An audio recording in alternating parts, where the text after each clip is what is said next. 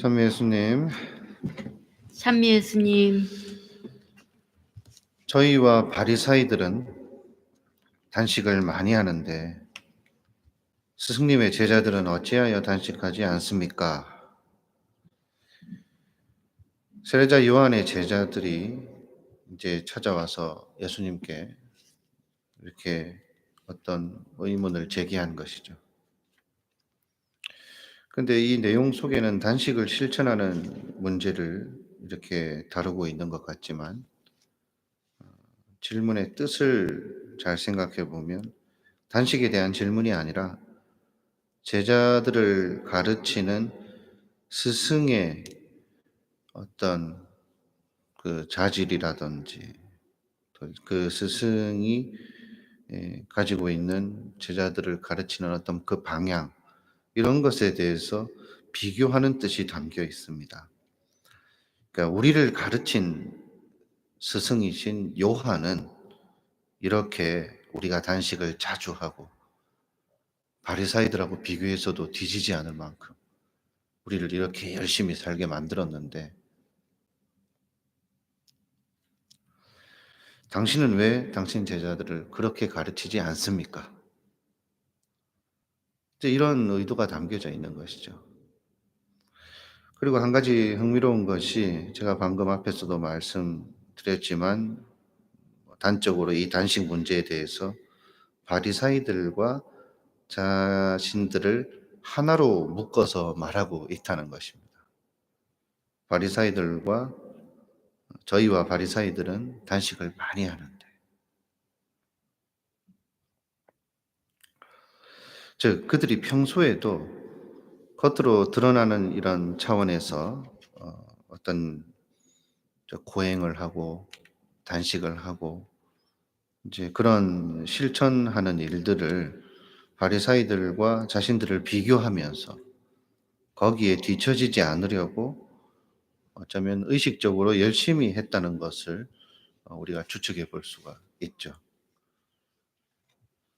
그에 대한 답으로 예수님께서는 당신의 제자들에 대해서 이제 이렇게 변호하십니다. 혼인잔치에서 신랑과 함께 잔치를 즐기고 있는 중이다. 지금 그런 시기이다.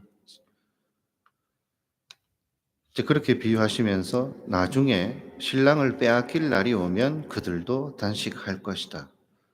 그래서 지금은 그걸 할 때가 아니고 나중에 때가 되면 그렇게 할 것이다. 이런 내용이죠.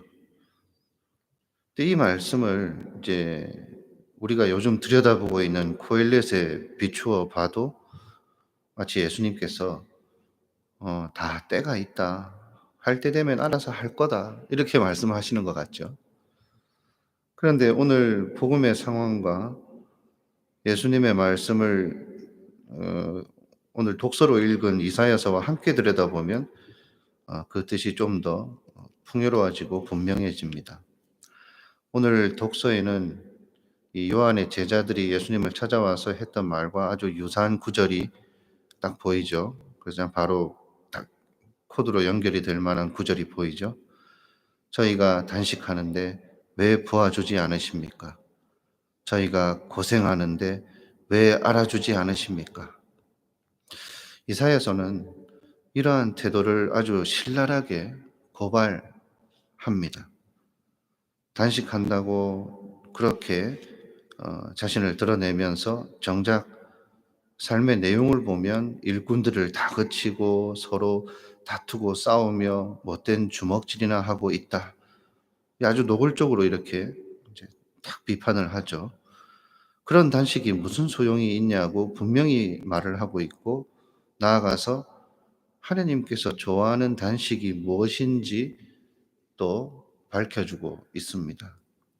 근데 역시나 그 내용을 보면 단식 자체에 대한 내용은 하나도 없고, 이제 어떤 선을 이루고 살아야 하는지가 구구절절 이어지죠.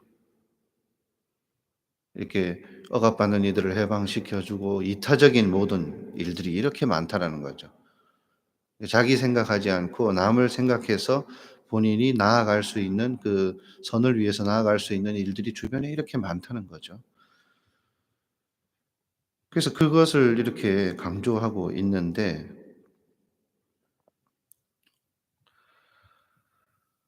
이것은 마치 단식에 국한하지 않고 어떤 고행이 되었건 뭐 무슨 율법이 되었건 규칙이 되었건 간에 "왜 단식하는 데 봐주지 않으십니까? 왜 고행하는 데 알아주지 않으십니까?" 이제 그러고 있을 시간에 정작 이런 선한 것들을 하나라도 더 실천하려고 "나아가라." 그런 소리로 들리는 것이죠. 마찬가지로 예수님께서 요한의 제자들에게 하신 대답도 그런 비슷한 뜻이 담겨 있습니다. 그렇게 너희 스승인 요한과 나를 비교하고 너희 자신과 내 제자들을 비교하면서 스스로를 드러내느라 그렇게 인생 허비, 시간 낭비하지 말고 그냥 너네 인생 살라는 것입니다. 또 바리사이들도 그렇고 너희도 그렇고 단식이 그렇게 중요하면 그래 가서 단식이나 해라. 나하고 내 제자들은 그것 말고도 지금 중요한 일이 많다. 이런 의도가 담겨져 있는 것이죠. 사실 우리가 이제 어떤 규칙을 실천하든 특히 이제 뭐 수도원 같은 데서도 수도 규칙을 지키려고 다들 노력을 하고 있죠. 또 본당에서는 신자들은 신자로서 의무를 다하려고 노력을 하고 있는데 뭐 어떤 경우에든지 간에 첫 번째는 하느님과 공동체를 사랑하는 마음으로 그런 것들을 하는 것입니다. 그런데 우리는 자기가 뭔가 좀 충실히 하고 잘한다 싶으면 늘 그 보상을 어떤 식으로든 기대하는 그런 마음을 늘 마주하게 되더라는 거죠. 문제는 단순히 누가 그것을 봐주고 알아주길 바라는 마음을 넘어서 스스로 그 보상의 마음을 챙기려고 그렇게 나아가기도 한다는 것인데 그 대표적이고 흔한 모습이 바로 자신과 남을 이제 비교하는데 몰두하는 것입니다.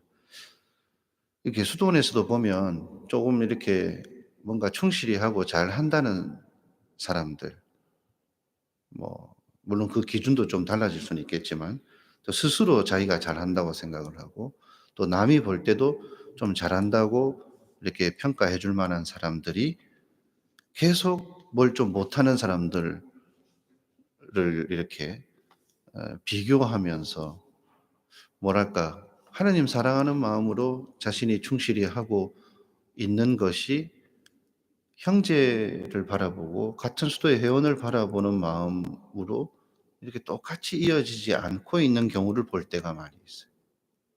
그러니까 그 충실함이 하나님을 위한 것인가 아니면 다른 무언가를 위한 것인가 이런 의심이 들 수밖에 없게 되는 상황이 자꾸 생기는 것이죠. 그래서 우리 신자들도 그렇습니다. 본당에 와서 보면 이렇게 열심히 하시는 분들이 그렇게 열심히 하지 않는 사람들, 봉사를 열심히 하는 사람들이 봉사에 참여하지 못하는 사람들. 오늘처럼 여러분들 매일 미사 열심히 나오시는 분들이 주일 미사조차 겨우 지키는 교우들을 바라볼 때 어떤 마음이어야 되는지를 사실 깊이 생각하게 만들어주는 대목이죠.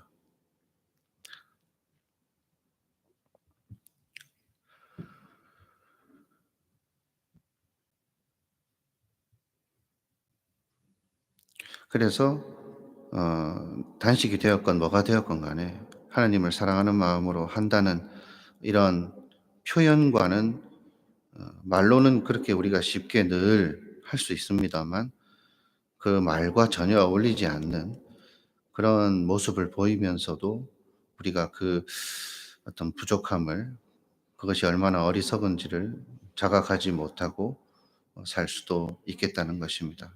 사실 이런 모습은 신앙인들이라면 누구나 쉽게 또는 적어도 한 번쯤 마주하게 되는 자화상이기도 하고 특히 이제 종교인들, 수도자들은 뭐 평생 걸쳐 수시로 거기에 걸려 넘어지는 또 함정이기도 합니다. 그래서 그만큼 우리가 진정으로 겸손해야 하는 것이죠. 예수님께서 하신 말씀 중에 마땅히 해야 할 일을 했을 뿐입니다. 예 할 것은 예 하고 아니요 할 것은 아니요 하여라. 이 간단한 말 속에 진심으로 우리 자신을 묶어 놓는 것이 얼마나 중요한지 생각하지 않을 수 없는 오늘 독서와 복음의 말씀이었습니다.